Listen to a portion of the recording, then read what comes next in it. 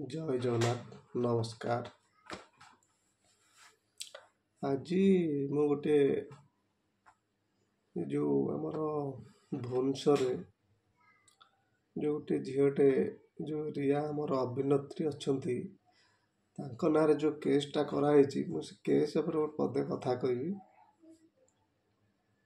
ପ୍ରଥମ କଥା କହିବି, ଆପଣଙ୍କର ନିଜର ଯଦି ଔକାତ ନାହିଁ ଅନ୍ୟକୁ ରଖିକି କାମ କରିବା କି ଦରମା ଦେବା, ତାହେଲେ ଆପଣ ରଖିବାକୁ ଯୋଗ୍ୟ ନୁହନ୍ତି। ଗୋଟେ ଲୋକଙ୍କୁ ପାଖରେ ରଖିବା ପାଇଁ ଯୋଗ୍ୟ ନୁହନ୍ତି। ଆପଣ ମିଛ କଥା କହିକି ଆପଣ କାହିଁକି ରଖିବେ? ମାସକୁ କହିବେ ମୁଁ 8,000 ଦେବି, ଠିକ୍ ଅଛି, ମୁଁ ମାସକୁ 8,000 ଦେବି, ଆପଣଙ୍କୁ କହିକି ନେଲି। ମୋର ନିୟମ ହେଉଛି ଘରର କାମ ଯେମିତି ହେବା କଥା ସେମିତି ହେବା ଦରକାର। ଯଦି କାମ ମୁଁ ଠିକ୍ସେ ସେ କରୁନାହିଁ କି ଗୋଟେ ମାସ କି 2 ମାସ ଦେଖିଲେ ତାର କାମ ଠିକ୍ ହେଉନି କି ଅଲଗା ବାଟରେ ବିଚାଳା ହେଉଛି କି କ'ଣ କାମ ଠିକ୍ କରୁନି, ତାକୁ ତା ଦରମା ଦେଇକି ତାକୁ ବାହାର ମାନେ ରଖିବା କଥା ନୁହେଁ, ତାକୁ ବାହାର କରିଦେବା କଥା। ଆପଣ ଯଦି ସଚ୍ଚୋଟ ଲୋକ, ଠିକ୍ ଲୋକ, ତାହେଲେ ଆପଣଙ୍କ ନାଁରେ ଏତେ ବଦନାମୀ କଥା କହି ସିଏ କାହିଁକି କେସ୍ କରିବା ପର୍ଯ୍ୟନ୍ତ ଗଲା? କାରଣ ଆପଣଙ୍କର କିଛି ଦୋଷ ଅଛି।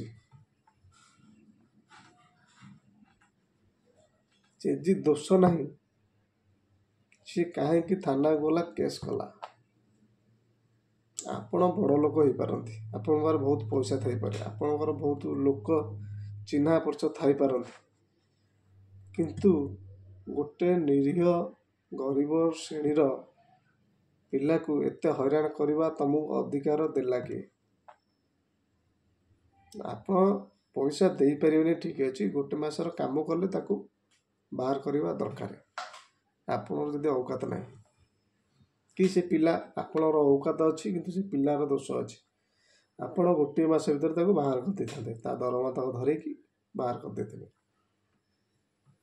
ନୂଆ ଲୋକ ଖୋଜିକି ଆପଣ ରଖିବେ।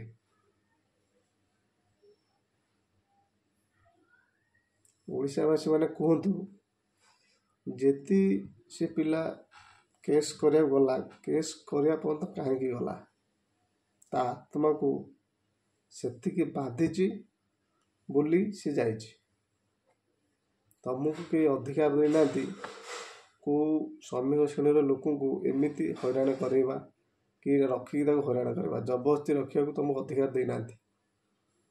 ଗୋଟେ ପିଲାଟି ଯଦି କାମ ଚାହୁଁଛି, ଯଦି ତମର ସେ ଅସୁବିଧା କରୁଛି, ତମେ ତାକୁ ଭଲସେ ତାର ପଇସା ଯେତିକି ହେଉଛି ପାଉଣା ଦେଇକି ତାକୁ ବାହାର କରିଦେବା କଥା।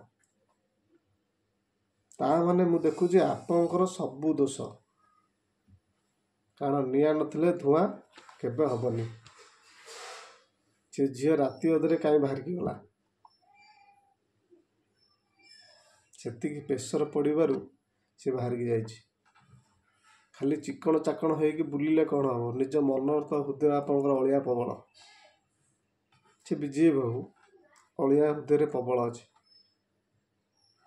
ଆଗରେ ଚିକଣ ଚାକଣ ହେଇକି ସୁଟ୍ ପିନ୍ଧି ତସମା ପିନ୍ଧି ଚିକଣ ଚାକଣ ଫଟୋ ଉଠେଇ ଦେଲେ କ'ଣ ଆପଣ ହେଇଯିବେ, ଭଲ ଲୋକ ହେଇଯିବେ? ସେ ଯେଉଁ ବାଟେ ହେଲେ ବୁଲି ଦିନେ ବାହାରକୁ ଆସିବ। ଯେତେ ଲୋକ ଅଛନ୍ତି ଏଇଭଳିଆ, ତାଙ୍କର ଯେମିତି ହେଲେ ବୁଲି ଏଇପଟେ ବାହାରକୁ ଯେଉଁ ପଟେ ହେଲେ ଆସିବ। ଯେଡ଼େ ବଡ଼ ଲୋକ ହଉ, କେଡ଼େ ଲୋକ ପଶିଛନ୍ତି ଏଥିରେ। ତମେ କ'ଣ ସାମାନ୍ୟ ଗୋଟେ ଅଭିନେତ୍ରୀ? ଆପଣ ମାନେ କୁହନ୍ତୁ, ମୁଁ ଯାହା କହୁଛି ଠିକ୍ କହୁଛି ନା ଭୁଲ କହୁଛି? ତମ ପାଖକୁ ଯେତେବେଳେ ସେ ଫାଷ୍ଟ ଆସିଲା କାମ କରିବାକୁ, ତାର ଯଦି କାମ ତମକୁ ଠିକ୍ ଲାଗିଲା ନାହିଁ, ତାକୁ ଆପଣ ବିଦା କରିପାରିଥାନ୍ତେ ତାର ଯେତିକି ଦରମା ଦେଇକି। ଆପଣ କ'ଣ କଲେ? ରଖିଲେ। ମାନେ ଆପଣଙ୍କର ବହୁତ ଦୋଷ ବାହାରୁଛି। ଆପଣଙ୍କ ନାଁରେ କେସ୍ ହେବା ଦରକାର, ଆପଣଙ୍କୁ ଆରେଷ୍ଟ କରିବା ଦରକାର। ସରକାରକୁ ବି ମୋର ଅନୁରୋଧ ଆପରେ ବି ଆକୁ ଆଇନ ଅନୁସାରେ ଆକୁ ଆରେଷ୍ଟ କରିବା ଦରକାର, କାରଣ ସରକାର ପାଖରେ ସମସ୍ତେ ସମାନ।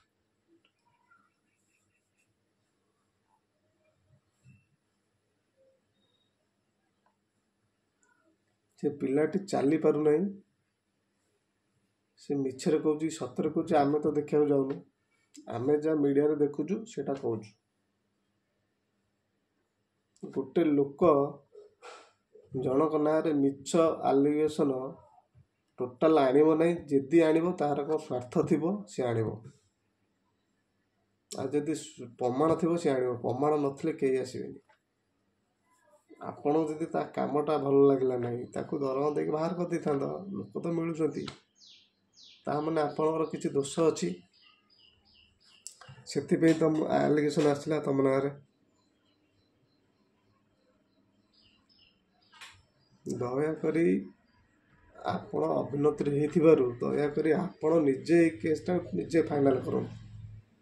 ପ୍ରାପ୍ୟ ଆପଣ ତାକୁ ଡାକିକି ଦେଇଦିଅନ୍ତୁ, ତାହାର ଯେତିକି ପଇସା ତାହାର ଦେଇଦିଅନ୍ତୁ, ତାକୁ ତମ ଭିତରେ ବୁଝାମଣା କରିକି ଫାଇନାଲ୍ କରିଦିଅନ୍ତୁ। ଆଉ ଏ ଜିନିଷ ଆଗକୁ ଯିବ ନାହିଁ।